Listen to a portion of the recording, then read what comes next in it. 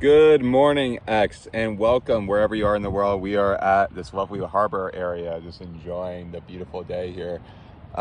Wherever you are in the world, I hope that it is good as well. I wanted to just do a quick video actually on AI tools and kind of some tips that I have. Just kind of looking back over the last year as someone that's bought quite a few, and I hope that they're helpful to others.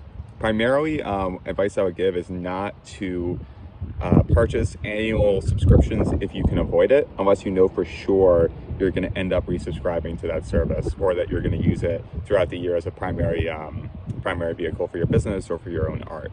I a couple years ago I did a full year subscription to Midjourney, but I actually had over the last year about 9-10 months where I was not subscribed to Midjourney. I actually resubscribed in early December to test things out. I actually kind of like some of the recent changes more.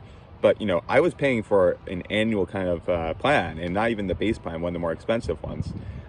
And in contrast, I've noticed that there's plenty of other AI tools that have gotten better recently. Grok, there's Videogram, and then there's a bunch of, text to video and image to video AI tools as well. So even though it might seem like more expensive to just do the month-to-month option, I tend to find that I save a lot more money versus doing multiple annual subs. In addition, right now, a lot of these companies are awash with VC cash. So they just have a bunch of money sitting around, and they need to be able to attract users, more or less. So you'll often will find that you'll get promo months, promo credits, you name it. So for example, with Perplexity, I actually signed up for their Black Friday offer. It was $5. Well, the thing is, I'm not buying an annual Perplexity plan when I know every other month they're going to have essentially a free month available. And I don't even have to sign up for a new account. That's the thing. So Perplexity is offering that to me already. Why would I go ahead and sign up for an annual sub? I hope you're seeing the points here. It's not necessarily, about trying to get around the system. It's just like common sense, I think. And this is actually something I've done with streaming services that used to work in streaming and cable. Like, I'll pay for a streaming service where I actually have to pay to watch it. A good example would be, I have a price point where I'll pay to watch HBO Max, and a price point I'll pay to watch Netflix. I also have one for Paramount. I love Paramount. I love the Taylor Sheridan shows. They're so much fun. Landman is one of the best shows to come out in a while. I would pay for Paramount, but you want to know why I do not pay for Paramount Plus? The reason I do not pay for Paramount Plus is every time I cancel Paramount Plus and open the app again, it says, Misha, do you want to have a trial month again? I'm like, well, of course I want a trial month again. Why would I not? So I kind of applied the streaming thing and the experience with streaming companies and also other direct-to-consumer products, rideshare, you name it, to what we're seeing with a lot of AI art, AI design, generative AI tools, where I think that right now AI is still hot. And even though over the next year interest rates are, there's going to be cuts, but not as many cuts as expected, I still think that's probably going to be a good year for those companies that are creating generative AI programs. So when things are moving that fast as well, it means you're going to get even more promo offers, and you're going to get more advanced features that you weren't even expecting, like, at all. As an example of this, Midjourney actually had to adjust, I feel like, to the introduction of Grok. And I actually, when I asked Elon Musk on an X Space early in 2024 about whether or not X was going to consider doing a deal with Midjourney, he said, they've talked before, but one way or another, they're going to bring AI art to the platform. And they have. And I think they've actually integrated it very, very well, because you can see, you can literally now make images on your phone, and respond inline to text. Like that's awesome.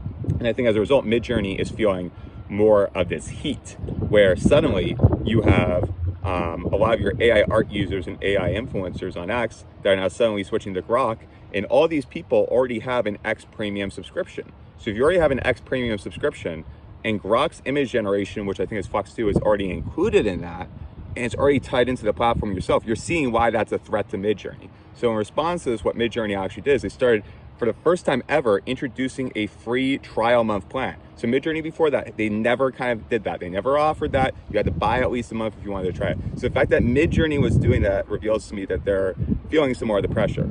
Another thing that I think Midjourney is feeling pressure from is generative AI image programs that are just much better with text, There are several ideogram, I keep saying, I've used it a bunch. It's so much better with text, and there's other ones too. I actually just tested Midjourney version 6.1. Again, I mentioned I signed up for a plan again earlier this month, so I have a few days left in the plan. Got about 15 fast hours, and I had the relaxed credit. So, I've been using it, and I've been trying to make basic text, and it's just not working. When I say basic text, examples, I want to spell turtle, I want to spell X society.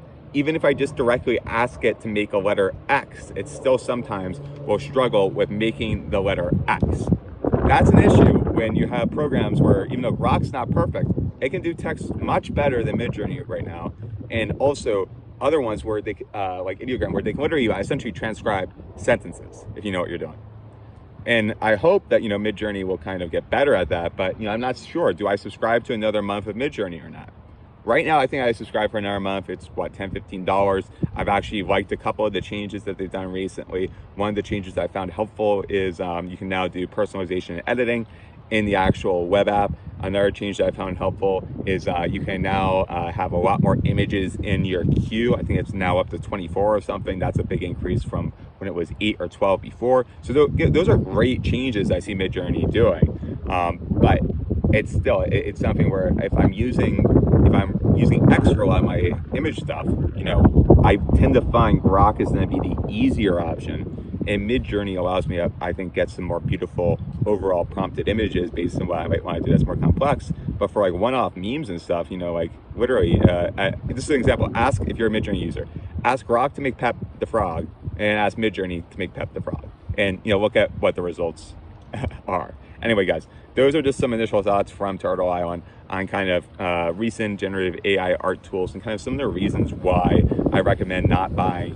an annual subscription to most of these and going month to month until you either know something is necessarily completely required for your workflow, or you just see a deal where it's impossible to pass up. And I just haven't seen any that are impossible to pass up because so many are still free right now. Anyway, guys, that is the GMX AI update. My name is Misha. We'll have plenty more coming in the new year as well.